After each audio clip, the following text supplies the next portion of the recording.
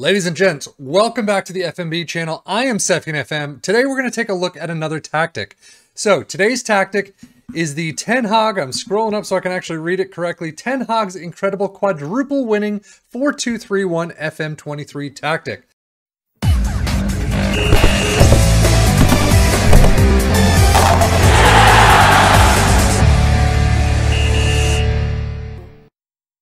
I've done a lot of different tactics. I love the 4-2-3-1. I love the 4-3-3 formations. That's what I tend to primarily deal with. Just so I can get my own ideas is basically how this whole thing started. But today, Erik ten Hag has been an interesting development at Manchester United.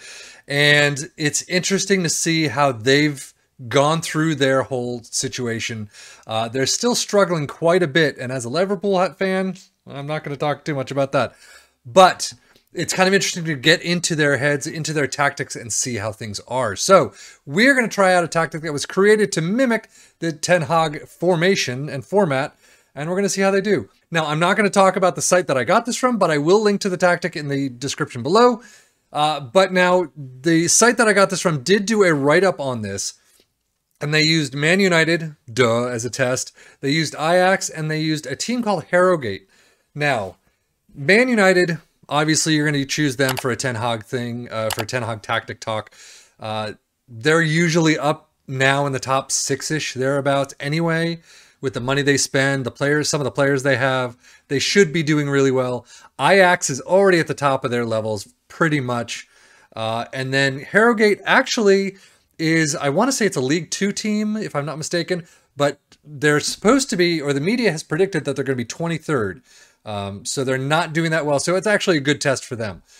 The way I do things in my tactic talks is I take a league, Premier League right now. I take the top team, the middle team, and the low team from media predictions. So we got Man City at the top. We got Leeds in the middle, supposed to be predicted around 10th in the league at the end of the season. And then Bournemouth dead last. I have, basically what I do is I will plug in the tactic to all three teams. I will tell the teams to only use that tactic when I'm simming through, and I'm basically vacation the entire season. Come back and here we are. That is how I do all of my tactic talks. There is an addition I did get this year, FMSE 23. Again, not talking about the site that I got it from. But I've never used that editor before, so I kind of wanted to see what it was like. And the FM editor, the in-game editor, it was $8.99. The FMSE was $5.99, and pretty much does the exact same thing. So the added piece that I did with the FMSE app, the editor, is that I basically came in and I made my job unsackable on all three teams. When I tried to do this in the beta period, every time I probably tried 4 different tactics, and every single time I tried, at least 2 of the teams sacked me. So there are probably, once you see the schedules for each team, there are probably times, especially in Leeds, if you take a look at that table, that I should have been sacked, but have not been, and that is the reason why. But looking at this league table, holy cow, Man City, you'd expect to be first. 5 losses, though. That is not what I would expect. The 4 goals are quite a bit down. Points not too bad, 87, but usually they're up in the 80s to 90s anyway. Bournemouth and Leeds have completely flip-flopped. Leeds was expected to be 10th. They are dead last and relegated with 18 points. Bournemouth with 11 points. Now, when I take a look at these tactics, you see who a lot of times you'll see who they're meant for. A lot of times they're for elite teams like the Liverpool and Man City types. Sometimes they're for the underdogs. Rarely they're for, a lot of times they're for mid-level, but rarely they're for underdogs. And that's, I kind of want to take a tactic and see, is it really only for one set of teams, or can you do it across the board? In this case, Bournemouth flourished. Leeds did not. And Man City did not do as well as you'd expect them to do. As for the tactic itself, you can see Erik's 4-2-3-1. You have a standard goalkeeper right there. Fullback on automatic, ball playing center backs, or a ball playing center back, central defender there. You have a roaming playmaker combined with a ball winning midfielder. You have an inverted winger. You have an inside forward. You have an advanced playmaker, and then you have an advanced forward. So that is the structure of it. It is a custom style. Attack you with fairly wide, approach play, pass into space, play out of defense, shorter passing directness, tempo is slightly higher, nothing in the final third. If we go into in transition, counter press, counter, distribute to the flanks, and then take short kicks. And if we're out of possession, high press line of engagement, standard defensive line, prevent a short goalkeeper distribution, and trigger press more often. That is what you get with this tactic. Let's get into the schedules and see a little bit closer. So now, as you would expect, you see a lot of green with Man City's schedule. You do see a lot more draws than you normally would, and a couple of losses here and there. This end of September to mid-November, thereabouts, actually end of November, they didn't do very well. Just a handful of wins. Granted, a 6-0 win over Nottingham Forest. Absolutely thrashing right there. But as you continue on, you have a spattering of red, but for the most part, I mean, from the March 11th all the way to the end of the season, I haven't gotten to the final yet. I'll do those in a minute. But all the way through, absolute greens, except for the Chelsea match, but no losses whatsoever. So that's not too bad. I'll go with Leeds next. Holy cow. Basically going with Leeds next just because they were supposed to be in 10th. But my God, I would have been fired so quickly. 2 wins at Nottingham Forest and Brighton. And that's, oh, actually, that's the EFL Cup third round. Who was the other win against? Bournemouth. So against the other team here, they actually won. But man, something big happened. Arsenal, all the way to the end of the season with just, 2 other wins. My God, that hurts.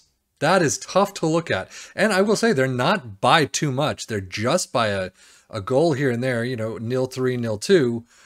But these last ones, wow, that is hard to look at. Now, Bournemouth's schedule, a little bit mixed in between. They did not end the season very well at all. A couple of the smattering of greens here and there, but really mixed into the reds and yellows. They had one section here with 4 games in a row as wins, but here, I mean, from September all the way to the beginning of November, unbeaten, which is nice. But then, wow. Yeah, that's tough. If we look at, so the way I also do this is, since I'm doing the 3 teams together, I look at them side by side and how do they stack up against each other. You can see Bournemouth losing to Leeds away, losing to Man City away handily, 0-4. But then Leeds United winning 1-0 at home, and then Man City losing again 0-3. If I go to Leeds, and I go to the schedule, you can see Bournemouth 0-1 win at home. That's the only one. Man City 1-4 loss at home. Man City 1-5 loss away from home. Bournemouth 0-1 away from home. So overall, a very interesting season for Leeds. Sadly, they are going down handily. Competition-wise, you can see FA Cup, they're knocked out by Preston North End in the 3rd round. That is a tough loss. Again, a Carabao Cup, 4th round by Blackburn Rovers. If I go to Bournemouth competitions, you can see knocked out by Fulham in the 3rd round. 3rd round was a doozy, apparently. 3rd round by Arsenal. And what I'm going to do now is I'm actually going to sim to the end of all the cups and everything for Man City, and we'll see how they do in the competitions. Here we are on the 11th of June, 2023. Let's look at Man City's competitions. You can see UEFA Champions League, they crushed PSG 5-1, winning the competition for the first time ever.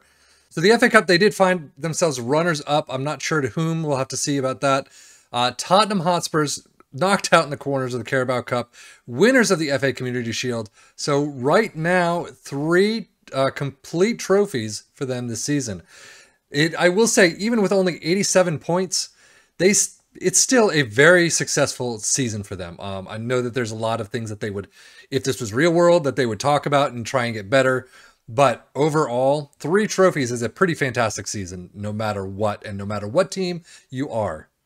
So just to look at the FA Cup, they did get beaten by West Ham in extra time, 3-2. So that's one that they could not win, but came really close. That is crazy.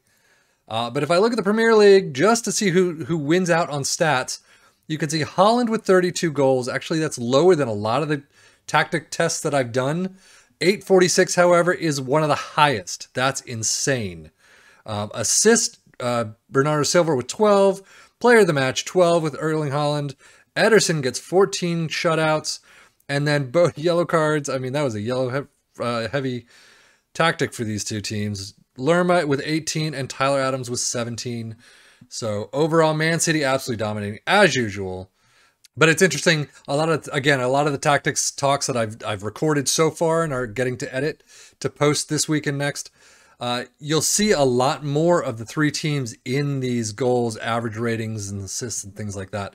So it's kind of interesting to see only one team completely dominating, especially when Bournemouth has done so fantastic.